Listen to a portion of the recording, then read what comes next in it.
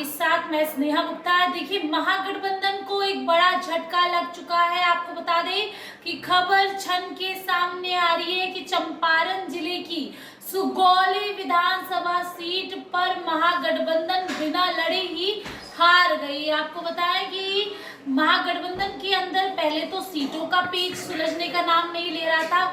इस सीट की अगर बात करें तो वीआईपी को ये सीट चाहिए थी, लेकिन ये सीट आरजेडी भी छोड़ने का नाम नहीं ले रही थी, क्योंकि यहाँ के जो सिटिंग विधायक है शशि भूषण सिंह, उनके लिए तेजस्वी यादव ये सीट चाहते थे, लेकिन मुकेश सहनी भी इस सीट पर अड़े हुए थे। ऐसे में वीआईपी के खाते में तो ये सीट चली गई, लेकिन सिटिंग विधायक जो थे उन्होंने वीआईपी के थ्रू ही यहाँ पर नामांकन किया और उनको वीआईपी से टिकट भी मिला। लेकिन बड़ा झटका तब लग गया जब इनका नामांकन रद्द हो चुका है। आपको बता दें, खबर क्षण के सामने आ रही है जहां पर शशि भूषण सिंह का जो नॉमिनेशन है वो रद्द हो चुका है। कुछ दिन पहले ही आपको याद होगा किस तरीके से लोजपा आर के टिकट पर सीमा का भी जो है नामांकन रद्द हो गया था। और ऐसे में दूसरी तरफ एनडीए भी लगातार तैयारी कर रही है, एक तरफ महागठबंधन है और नॉमिनेशन में जिस तरीके की तस्वीरें सामने आ रही है, रद्द हो रहा नॉमिनेशन,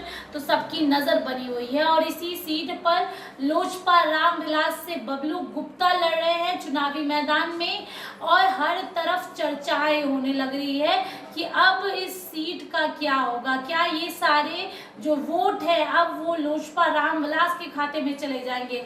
बिहार विधानसभा चुनाव की तारीखों का ऐलान हो चुका है, नॉमिनेशन की प्रक्रिया समाप्त हो चुकी है। 6 नवंबर को मतदान होने हैं पहले फेज के और 11 नवंबर को दूसरे फेज के मतदान हो रहे हैं और 14 नवंबर को बिहार में आखिरकार किसकी सरकार बनेगी, एनडीए या महागठबंधन, सबकी नजर बनी हुई है। 14 नवंबर बिहार के लिए काफी महत्वपूर्ण है।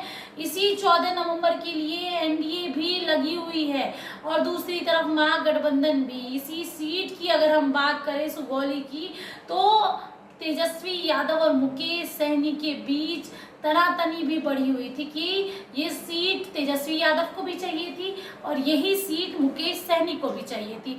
लेकिन तेजस्वी यादव ने ये सीट तो मुकेश सहनी को दे दी थी, लेकिन कैंडिडेट अपना दे दिया था शशि भूषण सिंह। लेकिन बड़ी बात यह है और बड़ी खबर यह है कि महागठबंधन बिना लड़े ही हार गई है। एक उधर भी अगर हम बात करें एनडीए की, तो वहां पर भी एक कैंडिडेट का नामांकन रद्द हो चुका है और इधर महागठबंधन के एक कैंडिडेट का नाम जो है वो रद्द हो चुका है। तो सबकी नजर बनी रहेगी कि आगे क्या कुछ होता है, किस तरीके से बिहार विधानसभा चुनाव जो है वो दिलचस्प होता जा रहा है। सुगबुगाहट तेज है, अब देखना होगा आगे क्या कुछ होता है। अब बने रहिए हमारे साथ, तब तक के लिए बहुत बहुत शुक्रिया।